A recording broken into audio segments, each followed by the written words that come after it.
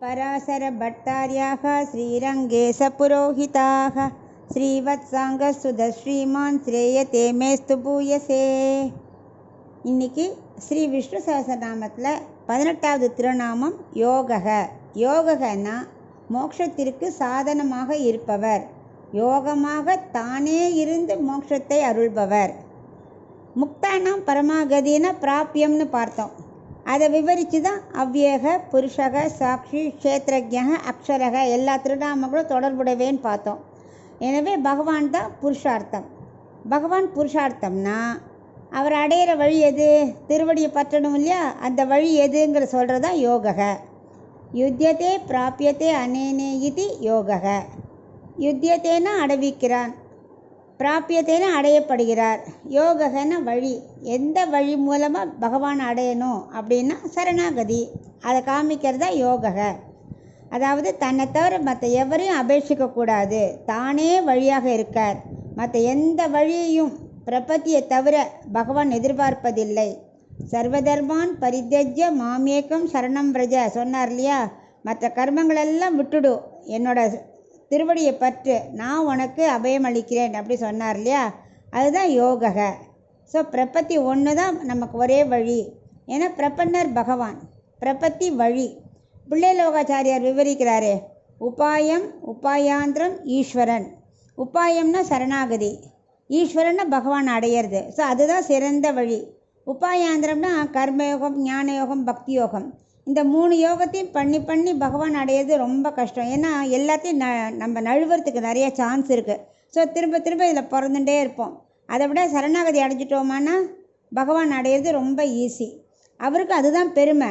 எல்லாருக்கும் ஈஸ்வரன் ஆச்சே, அவர் திருடிய பற்று தானே யோகக. சிறந்த உயர்ந்த குணம் அதுதான். அவர் சொல்கிறார், தன்னை தவிர உபாயத்துவம் வேறு யாரும் இல்லை, வேறு யாருக்கும் அந்த சக்தியே இல்லை அப்படிங்கிறார். ஆழ்வார்கள் என்ன சொல்கிறார்? நம்பியின் சரணே சரண், உலகளந்த உன் பொன்னடியே உபாயம், கண்ணன் அல்லால் கருத்த மனம் ஒன்றும் வேண்டா, எல்லாம் எனக்கு கண்ணனே போரும் அப்படிங்கிற ஆழ்வார்கள் எல்லாம். லோக விக்ராந்த சரணம் சரணம் தே விரஜம் விபோ அப்படிங்கிறார். அது மாதிரி தான் ஆண்டாள் பாடியிருக்கா, நாராயணனே நமக்கே பறை தருவான், வேறு யாருக்கும் அந்த சக்தி கிடையாது அப்படின்னு எல்லாரும் விவரித்து சொல்லியிருக்கா. அதுக்கு பேர் தான் யோகக. இப்போ நமக்கு ஒரு சின்ன கதை பார்க்கலாம். ஆயர்பாடியில் ததிபாண்டன் ஒருத்தர் இருந்தான். ஒரு தடவை யசோதை என்ன பண்ணால், கண்ணனை துரத்தின்னு வந்தா. ஏன்னா எல்லோரும் திருடுறா, வெண்ணெய் எடுத்துட்டா சொல்கிறா இல்லையா. ஸோ ஒரு தடவை பிடிக்கிறதுக்காக அவனை துரத்திட்டே வந்தா யசோதை. கண்ணன் என்ன பண்ணார்? ததிபாண்டனோட வீட்டுக்குள்ளே போயிட்டு, எனக்கு பானையில் ஒளிஞ்சிக்க இடம் கொடு, யசோதம்மா வந்தால் நான் இங்கேன்னு இல்லேன்னு சொல்லிடு அப்படின்னார். அவனும் என்ன பண்ணான், ஒரு பானையை காமிச்சு உள்ளே ஒளிஞ்சிக்கோன்னு சொல்லிட்டான். யசோதை கேட்கும்போது இங்கே வரலையே அப்படின்னு சொல்லிட்டான். உடனே யசோதை கிளம்பி போகிறச்சே, சரி வந்தால் சொல்லு அப்படின்னு சொல்லிட்டு அவள் போயிட்டான்.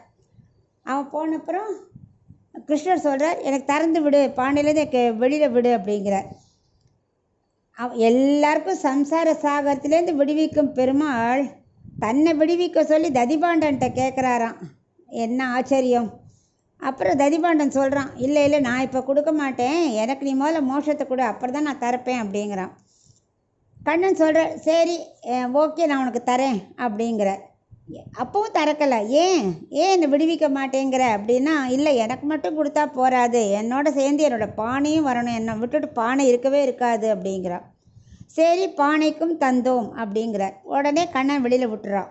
கண்ணன் வெளியில் வந்த உடனே அடுத்த செகண்டே ததிபாண்டனும் பானையும் மோட்சத்தை அடைஞ்சிடுறது. அந்த 2 மோட்சத்துக்கு போகிறத அங்கே இருக்கிற பாலகர்களை பார்க்குறா. அவளுக்குள்ள மக்களுக்கெல்லாம் ஒரே ஆச்சரியம். கர்காச்சாரியர்கிட்ட போய் கேட்குறா, எப்படி பானைக்கு எப்படி மோட்சம் கிடைச்சது?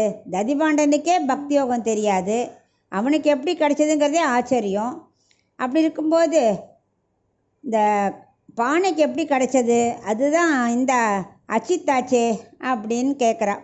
அதுக்கு அவர் சொல்கிறார், அவனுக்கு பக்தி தெரிய வேண்டாம், பானைக்கு உண்டும் தெரிய வேண்டாம், ஆனால் அவனுக்கு சரணாகதி தெரிஞ்சிருக்கு, தன்னை விடுவிக்கிறதுக்கு அவன் சரணடைஞ்சிட்டானே, அவனுக்கு அது தெரிஞ்சிருக்கு. இந்த பானைக்கு எதுவுமே தெரிய வேண்டாம், ஏன்னா பகவான் தானே சாதனமாக இருந்து மோட்சத்தை கருணையால் கொடுப்பவராச்சே. ஸோ அவன் கேட்டவுடனே பானைக்கும் தன் சேர்ந்து மோட்சத்தை கொடுத்துட்டார். ஆனால் அவரே ஒரு சாதனம்.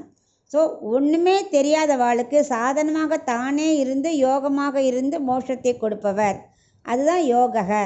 ஸோ யோகாய நமக அப்படின்னு நம்ம சொல்லிகிட்டே வந்தோமானா நமக்கு வேறு ஒன்றும் தெரியாட்டாலும் பகவான்கிட்ட திருவடியை பற்றினோமானா அவர் நமக்கு மோட்சத்தை அளிப்பார். அதுதான் இந்த திருநாமத்தோட அர்த்தம்.